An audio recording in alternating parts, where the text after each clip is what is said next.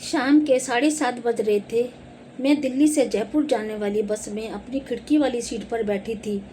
बस चलने ही वाली थी कि एक करीब 19-20 साल का लड़का हाथ में एक छोटा सा बैग लिए भागते हुए आया और मेरे बगल वाली सीट पर बैठ गया।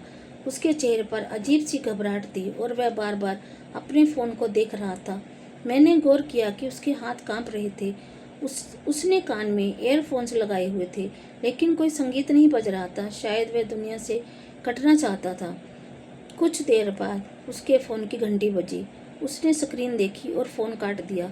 फिर घंटी बजी, उसने फिर फ़ोन काट दिया। तीसरी बार फ़ोन आने पर उसने गुस्से में स्विच ऑफ कर दिया और खिड़की के बाहर देखने लगा।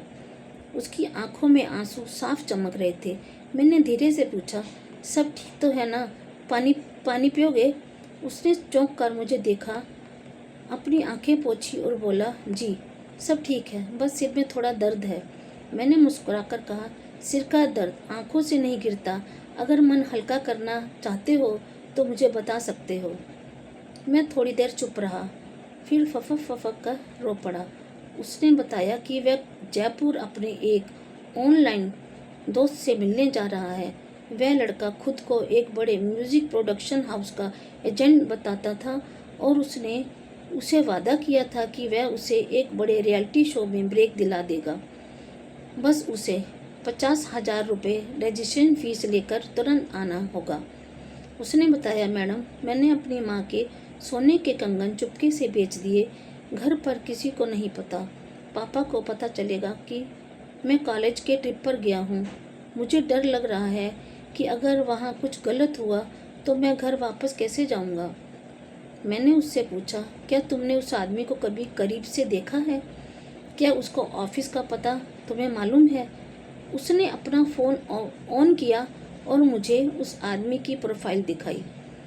सोशल मीडिया पर काफ़ी काम करने के कारण मैं प्रोफाइल देखते ही समझ गई कि ये एक फेक प्रोफाइल थी। तस्वीरें किसी और की थी और जानकारी आधी अधूरी। मैंने उसे समझाया, देखो छोटे भाई, हुनर कभी भी चोरी के पैसों से नहीं चमकता। जो इंसान तुम्हें घर से भागकर और पैसे लेकर बुला रहा है, वह तुम्हें कलाकार नहीं, अपना शिकार बना रहा है। मैंने उसे एक सुझाव दिया, अभी उस आदमी को मैसेज करो कि पैसे चोरी हो गए हैं और तुम खाली हाथ आ रहे हो। क्या वह तुम्हें स्टेशन पर लेने आएगा? लड़के ने जैसे ही यह मैसेज भेजा, उधर से जवाब आया, पैसे नहीं हैं तो यहाँ आने की ज़रूरत नहीं है, अपना वक्त बर्बाद मत करो, और तुरंत उसे ब्लॉक कर दिया। लड़का सुन्न रह गया। उसकी आंखों के सामने से पर्दा हट चुका था। वह कांपती आवाज़ में बोला, अब मैं माँ को क्या जवाब दूंगा? वो कंगन उनके आखिरी गहने थे। मैंने कहा, सच बोल दो। हार मानकर भागने से बेहतर है गलती मानकर वापस लौट जाना। माँ बाप का दिल बहुत बड़ा होता है। उसने वही बस में बैठे बैठे अपनी माँ को फ़ोन लगाया।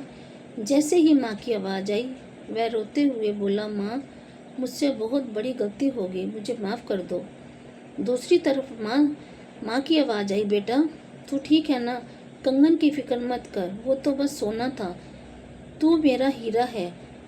तू अगले स्टॉप पर उतर और घर वापस आ जा। तेरे पापा स्टेशन लेने आएंगे। लड़का अगले ही बस स्टॉप पर उतरा।